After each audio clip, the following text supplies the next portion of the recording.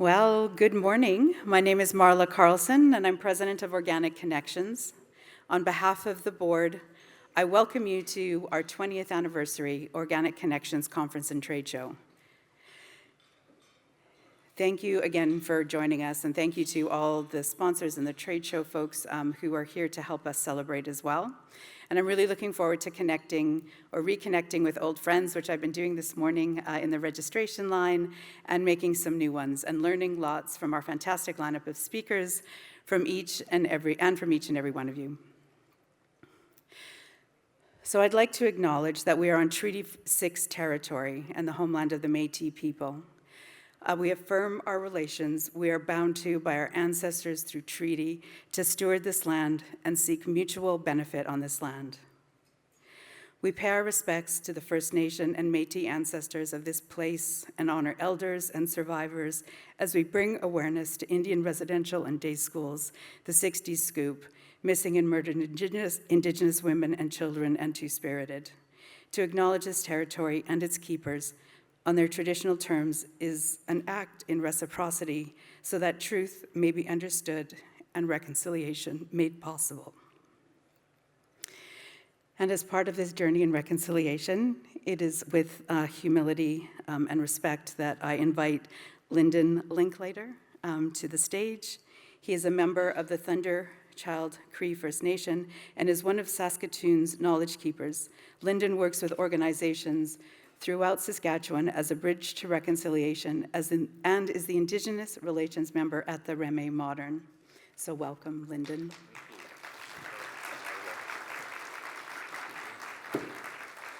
Good morning. Who has a U.S. election hangover here? Oh my, me too. I know how you feel. What a world it is we woke up to. But here we are in our country. And how I'm going to start off is I'm going to tell you, like, I'm a Canadian, eh? And I love my country, and I say Canada is the best country in the whole wide world. That's what I say, yeah. You wouldn't know it, but looking at me, I went and had a freaking heart attack going on 5 years ago. Yeah, didn't even know it was happening.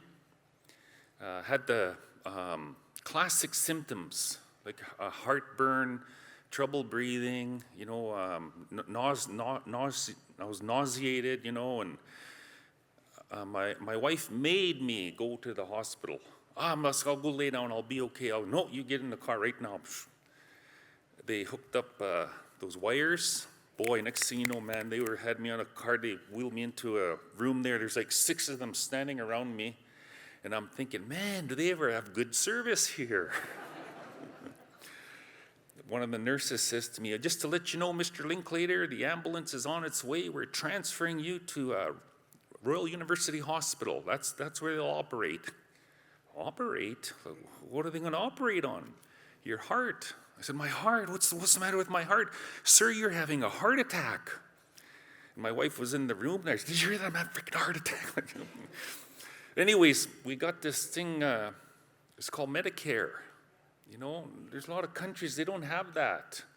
And I'm here today, standing in front of all of you, and I'm so thankful and grateful that we have that. It's our right, our Canadian right, one of many rights that we all enjoy as Canadians.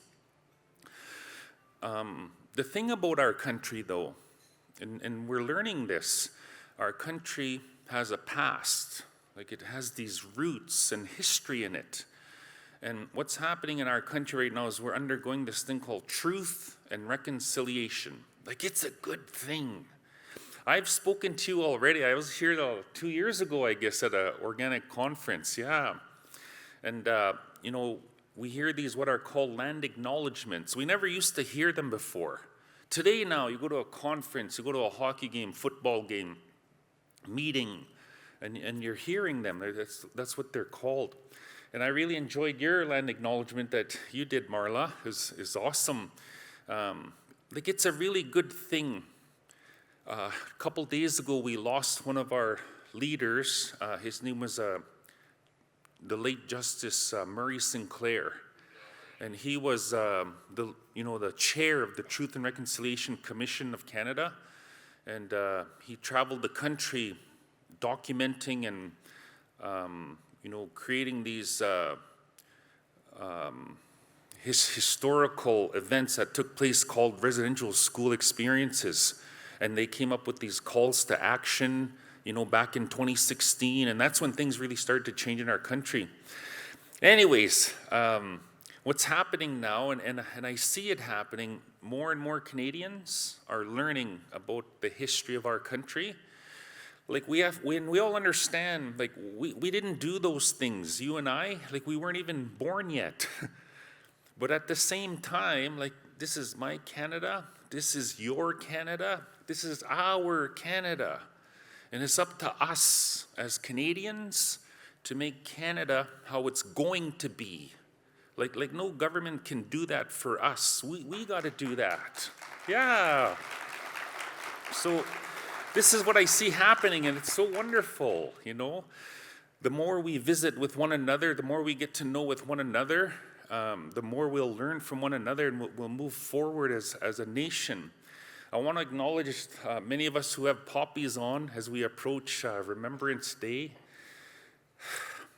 My mom's dad, he'd be my grandpa. In my language, we say mushum. Can you say mushum? That means grandpa, yeah. And grandma, kokum. Can you say kokum? Kokum, yeah. So here's the joke now.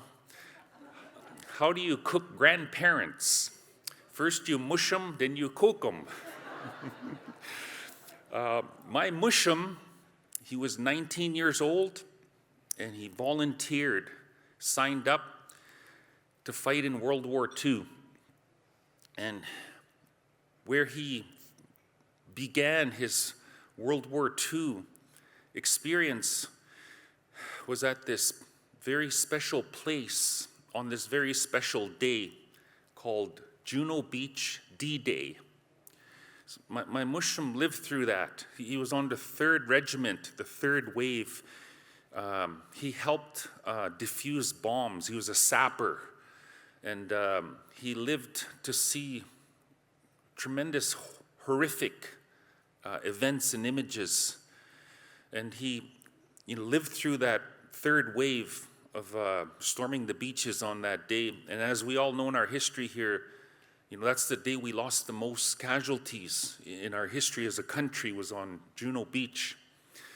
And he went on to help liberate Holland.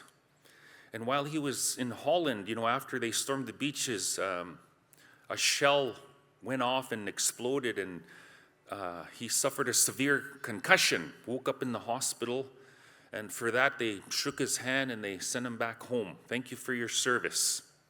So, my mushroom lived to be 87 years old. As children growing up, we were often reminded that mushroom went to war, World War II, and we didn't really understand the significance of it, but as we got older, we realized that what he had helped do. And I know, it's a very important time in our history here, Remembrance Day. If someone was to come up to me and say to me, "Hey, Lyndon, when are we going to do away with those poppies? Can't we just move forward as a country? Can't we just, forget about that and move on?"